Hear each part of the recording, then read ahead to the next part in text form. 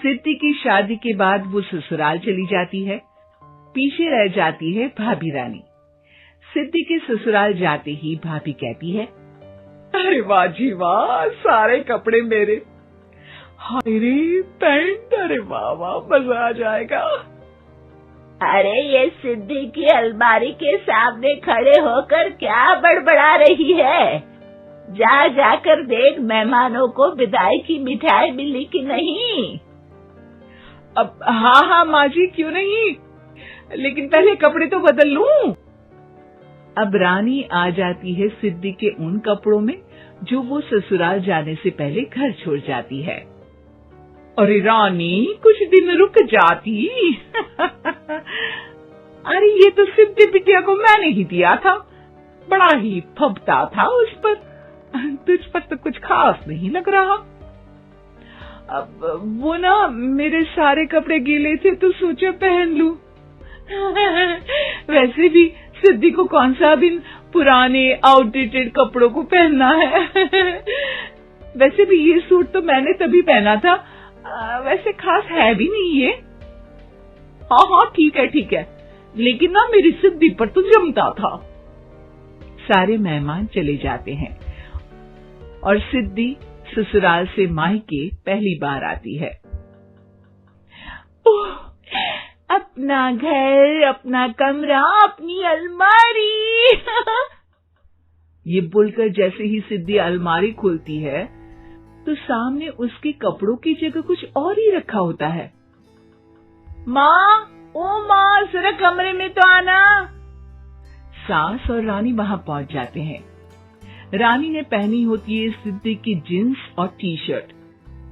अरे भाभी, ये क्या? ये तो मेरी बड़ी ही महंगी टी शर्ट है, किसने पहनी है? अरे बहुत मिलती है दीदी ये चौक की मार्केट में, 150 में। ओ भाभी प्लीज, ये एरोपोस्टल है, 2000 की एक टी शर्ट। ओहो, 2000 में तो दीदी 4 साड़ी आ जाए। अब क्या बोलूं? भाभी, ये मेरी अलमारी में छोटू के कपड़े, तो मेरे कपड़े कहाँ हैं? मेरी अलमारी में? अब दीदी आपको कौन से पुराने कपड़े पहनने थे? माना भाभी, लेकिन मैं जब घर आती तो यही सब पहनती ना। अरे तुम तो बड़ी कंजूस हो दीदी। खैर, वक्त आता है जब सिद्धि ससुराल के लिए रवाना हो रही होती है। अरे रानी, अंदर से सिद्धि का गिफ्ट ले आ, लड़की पहली बार ससुराल से मायके आई है। रानी अंदर जाती है और एक सिंपल सी साड़ी लेकर बाहर आ जाती है। ये लीजिए माँ जी। सास बेटी को गिफ्ट देकर ससुराल भेजती है। अगले दिन रानी एक सुंदर सी साड़ी पहनकर सामने आती है। अरे रानी, ये तो वो साड़ी है जो मैंने सिद्धि को देने के लिए दी थी जब वो ससुराल ले जाती, लेकिन ये तूने कैसे पहन ली? अरे माँ जी, ये साड़ी तो मुझे बहुत पहले से ही पसंद थी, लेकिन चिंता ना करिए, मैंने सिद्धि के लिए भी अच्छी सी साड़ी दी है। हाँ। तभी सिद्धि का फोन आता है। क्या माँ, कुछ अच्छा तो दिया होता ससुराल ले जाने के लिए। अरे पहले दिखा दिया होता। यूं चमकते हुए पैकेट में नौकरानी वाली साड़ी मत दिया करो माँ। अरे बेटे, वो तेरी भाभी ने ना गलती से उससे पैकेट बदल गया। हाँ, मैं कल ही तेरे भाई के हाथ से तेरा वाला पैकेट भेज दूंगी। अरे रहने दो माँ, आई एम श्योर भाभी ने अभी वही साड़ी पहनी होगी जो तुमने मेरे लिए रखी थी। तुम तो समझ नहीं पाई उनको।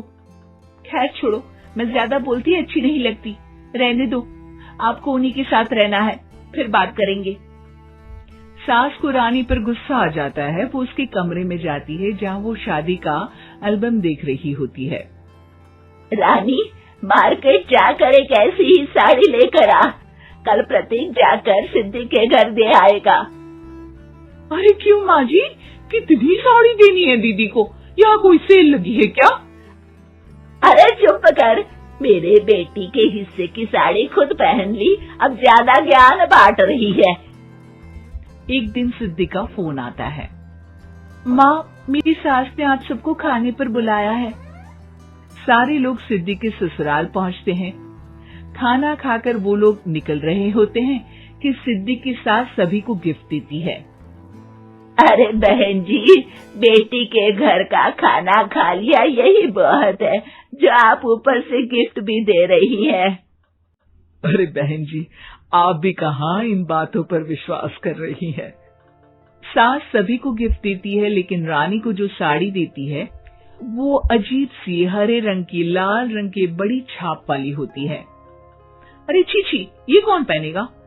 सासू माँ को तो जरी वाली इतनी सुंदर, और मेरे लिए ये नौकरानी वाली। अरे भाभी, दरअसल मैं जब भी घर आती थी आप वापसी में ऐसी ही साड़ी देती थी ना, तो माँ ने सोचा कि आपको आपकी पसंद की ही साड़ी क्यों ना दी जाए। बेचारी रानी, बोलती भी तो क्या।